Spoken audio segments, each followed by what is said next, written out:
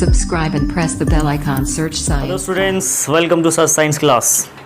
आज हम लोग पढ़ने वाले हैं लाइफ प्रोसेस चैप्टर, यानी न्यूट्रिशन हमारा हो गया था, रेस्पिरेशन भी हमने पढ़ लिया था, एनिमल प्लांट दोनों पढ़ लिया था, ट्रांसपोर्टेशन हमने पढ़ लिया था, पढ़ा नहीं था पढ़ रहे थे, ठीक है। ट्रांसपोर्टेशन इन एनिमल चल रहा था हमारा।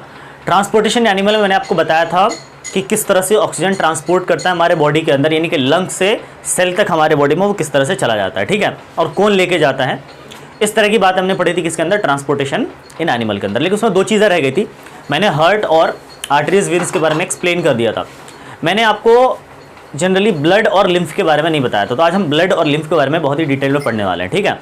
वीडियो को एंड तक देखिएगा, अगर समझ में आए तो लाइक ज़रूर कीजिएगा, ठीक है। तो स्टार्ट करते हैं हम लोग।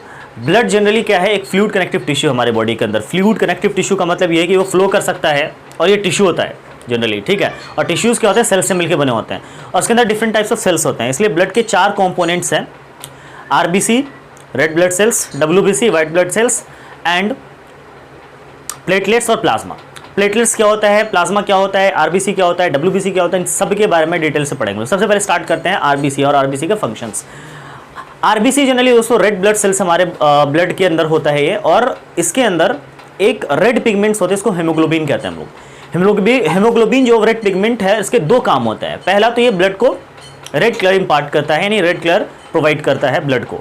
और दूसरा जो मेन काम है दोस्तों इसका, यानी कि हेमोग्लोबिन का, वो ये है कि ऑक्सीजन को होल्ड करने की कैपेसिटी इसके अंदर बहुत ज़्यादा होती है, यानी कि it has high affinity to hold the oxygen and carry the oxygen. Okay, अगर हेमोग्लोबिन नहीं होता तो ब्लड ऑक्सीजन को कैरी नहीं कर पाता। तो दोस्तों ब्लड के अंदर हेमोग्लोबिन एक ऐसा जनरली पिगमेंट है जो सिर्फ और सिर्फ वही ऑक्सीजन को होल्ड करके रखता है और कैरी करवाता है, यानी ट्रांसपोर्टेशन करवाता है। इंपॉर्टेंट थिंग्स है ये। दूसरी चीज़ है डब्ल्यूबीसी, यानी white blood cell. White blood cell क्या है हमारा, ये जनरली दोस्तों आपने सुना होगा इससे पहले भी कि व्हाइट ब्लड सेल जो होता है हमारे बॉडी के डिजीज से फाइट करते हैं, यानी माइक्रोब से, जर्म से फाइट करता है, और इसको हम fighter man of the body, यानी कि बॉडी या फिर fighter man of the generally system बोलते हैं हम लोग, बॉडी सिस्टम। उसके बाद तीसरा हमारा प्लेटलेट्स। प्लेटलेट्स क्या है, प्लेटलेट्स भी एक पिगमेंट है, सॉलिड पार्ट होता है ये भी। और प्लेटलेट्स का काम होता है generally blood, generally for example कहीं पे आपको इंजरी हो गई और ब्लड फ्लो करना स्टार्ट हो गया, कट गया और वहाँ से फ्लो, तो ब्लड को जनरली क्लॉटिंग करवाता है, यानी कि थक्का जमाता ब्लड का, क्लॉटिंग, ब्लड क्लॉटिंग में हेल्प करता है कौन, ब्लड प्लेटलेट्स, ठीक है। और चौथा है दोस्तों प्लाज्मा। प्लाज्मा जनरली वो ब्लड का फ्लूइड पार्ट है। अभी जो मैंने आपको आरबीसी, डब्ल्यूबीसी और प्लेटलेट्स बताया, तीनों का तीनों सॉलिड स्टेट में पाया जाता है, लेकिन जो प्लाज्मा है वो लिक्विड स्टेट में पाया जाता है, और प्लाज्मा की वजह से ही ब्लड क्या करता है, फ्लो कर पाता है। और प्लाज्मा जनरली जो है वो 90% वाटर कंटेन करता है, 10% इनऑर्गेनिक या ऑर्गेनिक मटेरियल्स कंटेन करते हैं।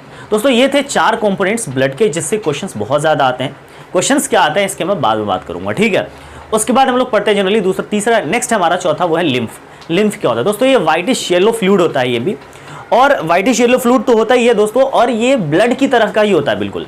लेकिन ब्लड और इसमें फ़र्क क्या है दोस्तों, ब्लड रेड होता है लेकिन ये इसका कलर रेड नहीं होता। ब्लड के अंदर जनरली प्रोटीन कैरी करता है, ब्लड बहुत सारे न्यूट्रिएंट्स को कैरी करता है, इसमें से प्रोटीन भी कैरी करता है। ये जो है ब्लड से थोड़ा कम प्रोटीन कैरी करता है, राइट।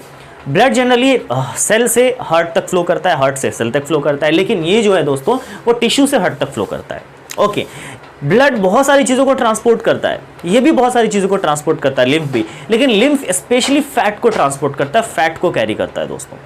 तो स्पेशली फैट को कैरी करने की वजह से थोड़ा सा क्या है, डिफरेंट हो गया। जिस तरह से ब्लड के अंदर व्हाइट ब्लड सेल्स होते हैं जो जर्म से, पैथोजन से जनरली फाइट करते हैं, डिजीज से फाइट करते हैं, उसी तरह से दोस्तों हमारा जो लिम्फ जो है वो भी क्या करता है, डिजीज से फाइट करता है। तो इस तरह से आपने चारों कंपोनेंट्स के बारे में बहुत अच्छे से डिटेल से पढ़ लिया आपने, कि ये चारों सिस्टम है हमारा, यानी कि जो हमारा ट्रांसपोर्टेशन सिस्टम के जो चारों ऑर्गन्स हैं वो किस तरह से काम करते हैं। आपने हार्ट के बारे में पिछली वीडियो में मैंने हार्ट के बारे में बताया था, और जनरली उसके बाद आर्टरीज वेन्स में डिफरेंस भी बताया था मैंने आपको, और उसके फंक्शंस बताए थे, जिसका लिंक डिस्क्रिप्शन में डाल दिया है, आप देख लीजिए, ठीक है। उसके बाद आज मैंने बात की ब्लड और लिम्फ के बारे में, जो कि बहुत ज़्यादा अपने आप में इंपॉर्टेंट टॉपिक था और जहाँ से क्वेश्चंस बहुत ज़्यादा आते हैं, ठीक है। अब मैं बात करूंगा इससे रिलेटेड कुछ क्वेश्चंस के बारे में। कुछ क्वेश्चंस जो वो पेपर में आते हैं, एनसीईआरटी से है, डोंट वरी, आउटसाइड नहीं है। अभी मैं एक्स्ट्रा क्वेश्चन की बात ही नहीं करता, एक्स्ट्रा क्वेश्चन की बात मैं एग्जाम के टाइम पे करूंगा। अभी सिर्फ और सिर्फ मैं किसकी बात कर रहा हूँ, सिर्फ और सिर्फ एनसीईआरटी के क्वेश्चंस की बात कर रहा हूँ, जिससे क्वेश्चंस आते हैं। पहला क्वेश्चन जो आता है दोस्तों, कि how oxygen and carbon dioxide is transported in human being. पहला क्वेश्चन, तो जनरली इसका जो आंसर होगा वो ये होगा कि ये जनरली 2 मार्क्स में आता है। तो आपको इसमें क्या लिखना होता है, इसमें आपको ये लिखना होता है कि ऑक्सीजन जो है वो लंग से ब्लड कैरी करता है उसको, और हार्ट के थ्रू होते हैं, हार्ट के लेफ्ट एट्रियम के थ्रू होते हैं, तो वो सेल में पहुंचता है एंड अगेन सेल से कार्बन डाइऑक्साइड वापस आता है और हार्ट के थ्रू फिर वो लंग्स में चला जाता है। This is how the blood circulates and blood carry the oxygen and carbon dioxide. ये जनरली क्या है दोस्तों, इस क्वेश्चन का आंसर था। अब दूसरा क्वेश्चन क्या है कि what are the consequences of deficiency of haemoglobin. Haemoglobin की कमी से क्या बीमारियां हो सकती है, क्या प्रॉब्लम हो सकती है हमारी बॉडी के अंदर, ये क्वेश्चन आता है। तो दोस्तों इसका आंसर जो होगा वो ये होगा कि सिंपल बात है, अगर हेमोग्लोबिन की कमी से पूछा गया क्या प्रॉब्लम हो सकती है तो आप ये बोल सकते हो कि हेमोग्लोबिन का, आप सोचो हेमोग्लोबिन का काम क्या होता है। हेमोग्लोबिन का काम होता है, मेन काम कि ऑक्सीजन को कैरी करना। अब भाई साहब हेमोग्लोबिन की कमी हो गई, डेफिशिएंसी हो गई, उसका क्या इंपैक्ट पड़ेगा हमारी बॉडी पर? उसका सीधा सीधा बैड इंपैक्ट ये पड़ने वाला है कि ऑक्सीजन का सप्लाई हमारे बॉडी में नहीं हो पाएगा। ऑक्सीजन, क्योंकि हेमोग्लोबिन का काम ही होता है ऑक्सीजन कैरी करना, तो वो काम सही से नहीं हो पाएगा, यानी कि सही तरह से ऑक्सीजन का सप्लाई नहीं होगा तो हमारे बॉडी में ऑक्सीजन की कमी हो जाएगी। और जब हमारे बॉडी में ऑक्सीजन की कमी होगी दोस्तों तो क्या होगा, हमारे अंदर एनर्जी का प्रोडक्शन भी कम होगा। और जब एनर्जी का प्रोडक्शन कम होगा तो हमारी बॉडी या तो लेजी हो जाएगी, सुस्त हो जाएगी, या फिर बीमार पड़ सकते हैं।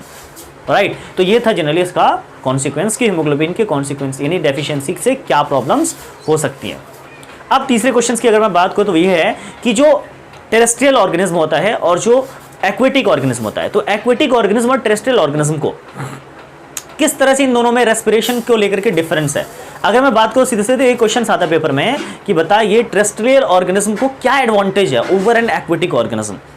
ठीक है, रेस्पिरेशन के केस में क्या एडवांटेज मिलते हैं किसको, टेरेस्ट्रियल जो जमीन पर रहते हैं ऑर्गेनिज्म, उसको एक्वेटिक जो पानी में रहता है ऑर्गेनिज्म उससे क्या एडवांटेज मिल जाता है, मतलब उसको क्या फायदा है जमीन पे रहने का रेस्पिरेशन के केस में, रेस्पिरेशन के कंसर्न में। तो मैं बात करूंगा आपसे कि इसका आंसर आपको इस तरह से लिखना है कि जो टेरेस्ट्रियल ऑर्गेनिज्म होते हैं वो क्या है, डायरेक्ट कांटेक्ट में होते हैं ऑक्सीजन के, एटमॉस्फेयर के डायरेक्ट कांटेक्ट में होते हैं, और वहां एटमॉस्फेयर के अंदर जो ऑक्सीजन का अमाउंट है वो बहुत ज्यादा है in comparison to the water.